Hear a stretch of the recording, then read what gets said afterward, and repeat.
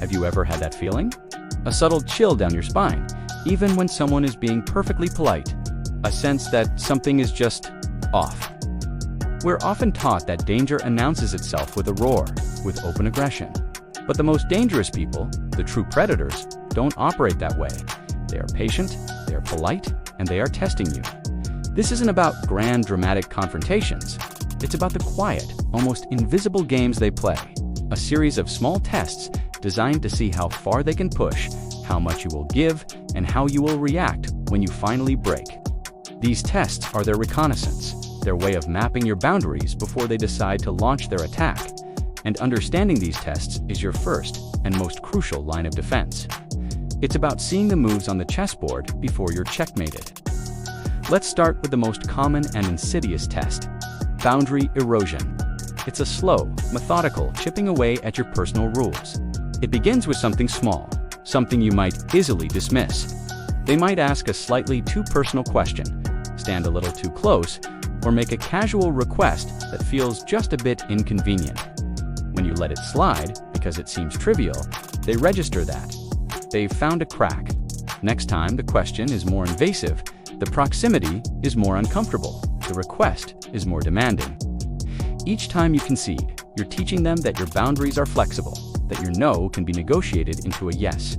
They might use guilt, saying things like, "I thought we were friends," or "I was just trying to be nice."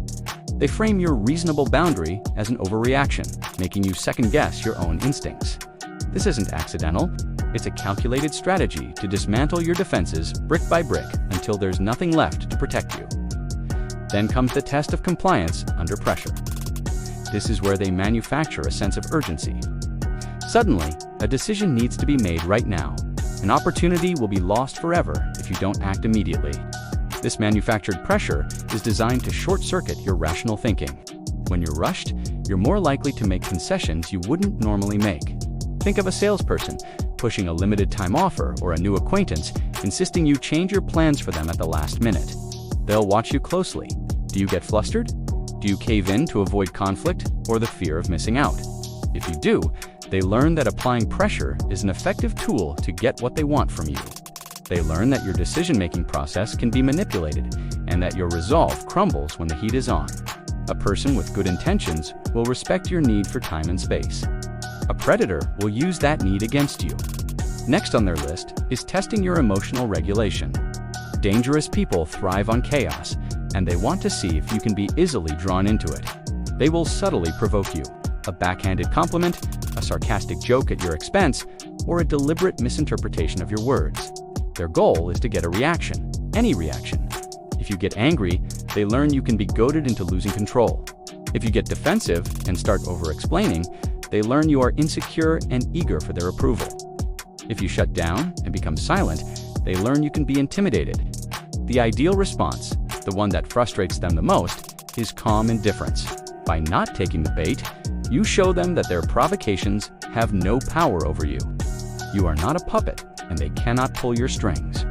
They are testing the waters to see if you'll get swept up in their drama. Don't even dip your toe in. Now, let's talk about the forced choice test. This is a subtle manipulation that makes you feel like you have control when you actually have none. They'll present you with two options, but both options serve their agenda. For example, are we meeting at my place, or should I come to yours? The unstated third option, not meeting at all, is completely removed from the table.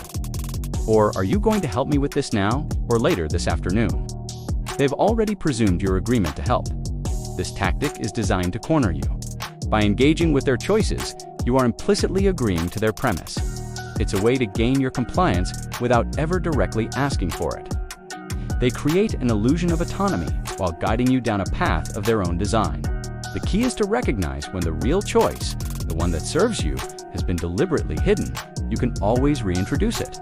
Actually, neither of those work for me. This simple statement reclaims your power and exposes their game. Perhaps one of the most chilling tests is the empathy test. A predator doesn't feel empathy the way you do, but they are masters at recognizing it and using it as a weapon. They will test your empathy with a carefully crafted sob story, a tale of misfortune, betrayal, and victimhood. They paint themselves as the wronged party, the misunderstood soul who just needs a break. They watch you. Do your eyes soften?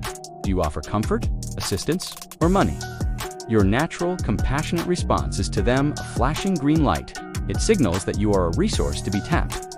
They learn that your kindness can be exploited, that you are a person who will put their needs aside to help someone in distress.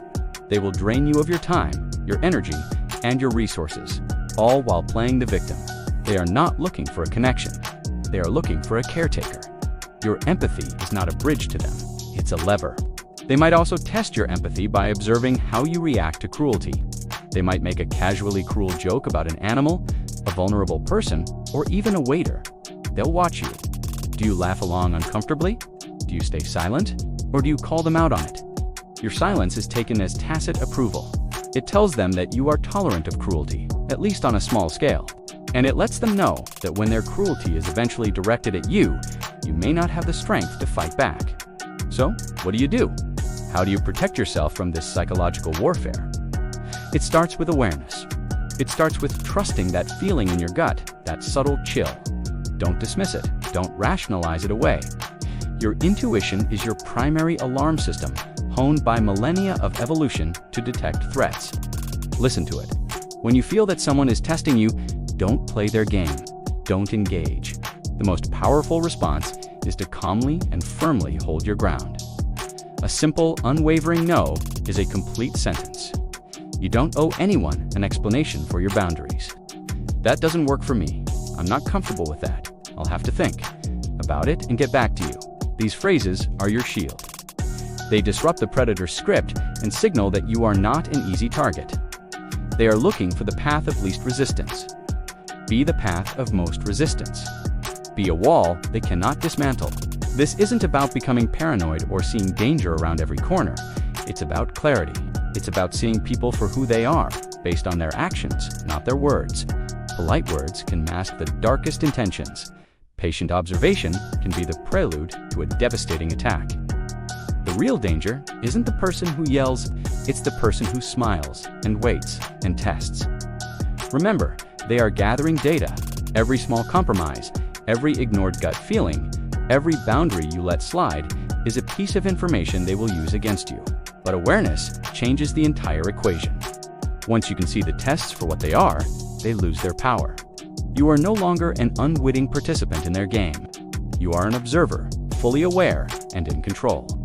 In this dark, quiet space where intentions are hidden and motives are veiled, your clarity is your light. Your boundaries are your fortress. Trust your instincts, acknowledge the tests, and never ever let anyone convince you that your safety is an overreaction. Stay aware, stay strong, and stay safe. Thanks for watching. If this resonated with you, consider subscribing for more insights into the hidden dynamics of human psychology. Your awareness is your greatest strength. The moment the tests succeed, something shifts. Not dramatically, not visibly, but internally, the dynamic changes. What was once observation becomes strategy. What was once curiosity becomes calculation.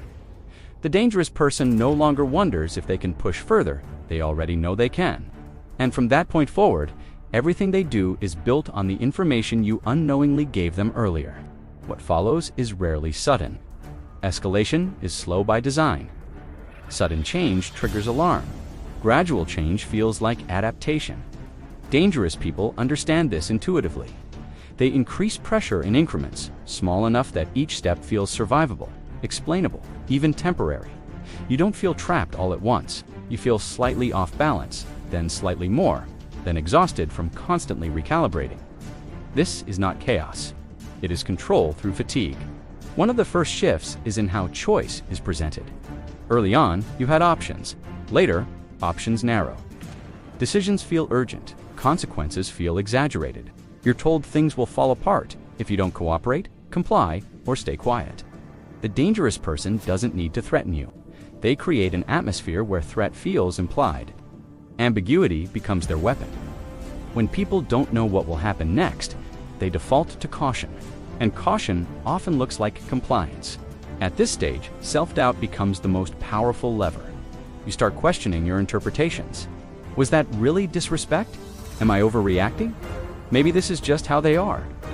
Dangerous people cultivate this confusion deliberately. They contradict themselves, they rewrite past conversations, They deny obvious facts. This isn't random dishonesty. It's psychological When someone no longer trusts their own perception, they rely on external cues to orient themselves. And guess who controls those cues? Another escalation involves alternating pressure with relief. This is critical. Constant pressure creates resistance, but pressure followed by kindness creates attachment. After tension, they soften, apologize partially, offer warmth, show vulnerability. The relief feels intense because the stress was real. Your nervous system begins associating safety with the person who caused the stress in the first place. This is not love, it's conditioning, and it works because the human brain is wired to seek relief, not truth. As control increases, accountability decreases. The dangerous person stops explaining themselves. They expect compliance as default. Pushback is framed as betrayal, ingratitude, or disrespect. The story becomes inverted. You're no longer responding to harm. You're causing problems. You're making things difficult. This reframing is powerful because it taps into social conditioning. Most people would rather doubt themselves than be seen as unreasonable. Isolation deepens quietly, not always physically, sometimes emotionally. You stop sharing details with others because it's too complicated to explain, or because you fear being judged, or because you're tired of defending choices you never planned to make. This silence protects the dangerous person more than any threat ever could. Control thrives in privacy. What's important to understand is that by this point, leaving is no longer just a decision. It feels like a risk, not necessarily of physical harm, but of emotional collapse, social fallout, identity loss. Dangerous people entangle themselves with your sense of stability. They become the reference point. Removing them feels like removing a limb. And the longer this dynamic continues, the harder it is to imagine life without it. This is why people stay, not because they're weak, not because they enjoy suffering, but because the cost of leaving feels higher than the cost of enduring. That perception is engineered. The tests that began small were never about the initial boundary. They were about building a system where boundaries eventually stop existing. And yet, even in the most controlled dynamics, cracks form. Control is not effortless. It requires constant adjustment. Dangerous people watch closely for changes in your behavior, increased confidence, outside influence, emotional distance. These are threats. When they sense loss of control, escalation becomes more aggressive. Pressure increases. Guilt intensifies. Fear is reintroduced. The cycle tightens. This is often the point where outsiders finally notice something is wrong. The shift becomes visible, but from the inside, it feels confusing. You remember earlier versions of the person, the charm, the understanding, the moments that felt real. You keep hoping those moments will return permanently. Hope becomes the last tether. Dangerous people rely on that hope. They don't need to promise change, they only need to imply it. Breaking free requires something that feels almost impossible inside the dynamic. Clarity without negotiation. Not argument, not explanation, not justification, clarity. Dangerous people thrive on engagement. They exploit dialogue.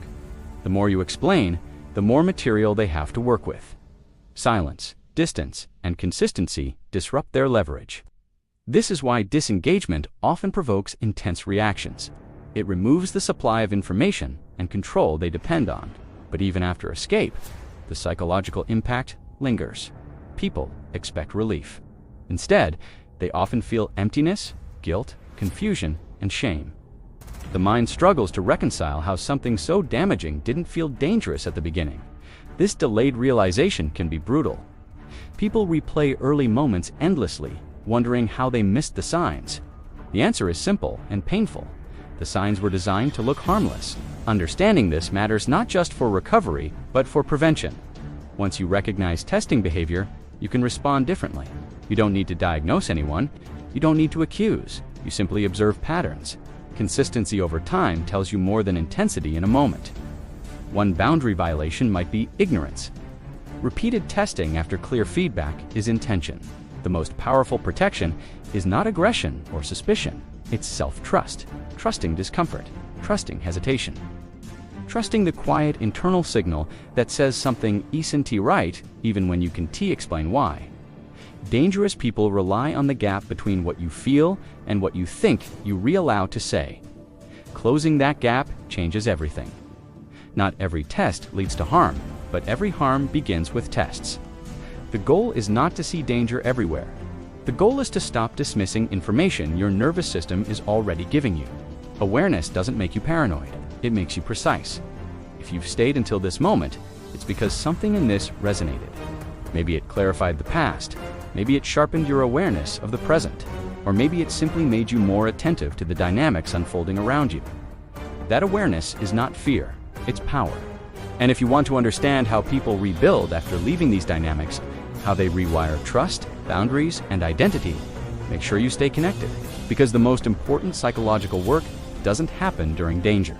It happens after, when you finally get your mind back. Thank you for watching, and be sure to subscribe for more.